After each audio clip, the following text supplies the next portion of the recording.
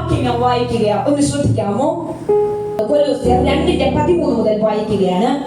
അതിക്രമങ്ങളിലും നിങ്ങളുടെ ജഡത്തിന്റെ അഗ്രചർമ്മത്തിലും മരിച്ചവരായിരുന്ന നിങ്ങളെയും അവൻ അവനോട് കൂടെ ജീവിപ്പിച്ചു.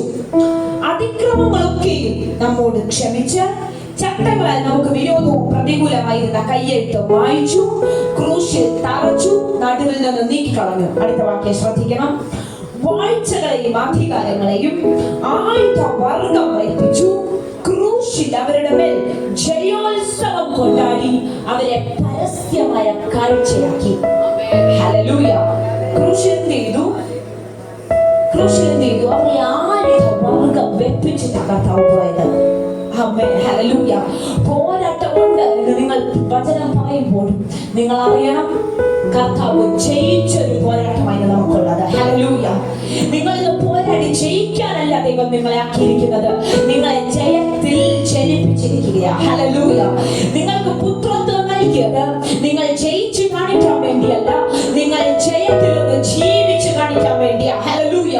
നിങ്ങൾ എങ്ങനെയെങ്കിലും കഷ്ടപ്പെട്ട് പോരാടി ജയിക്കാനല്ല, നിങ്ങളെ ജയത്തിൽ ജനിപ്പിച്ചിരിക്കുകയാണ്. കാരണം വചനം വളരെ വ്യക്തമായിട്ട് പറയുന്നു, വാഴ്ചകളെയും അധികാരങ്ങളെയും ആയുധവർഗം വഹിപ്പിച്ചു, ക്രൂശിൽ അവരുടെ മേൽ ജയോത്സവം കൊണ്ടാടി അവരെ പരസ്യമായ കാഴ്ചയാക്കി.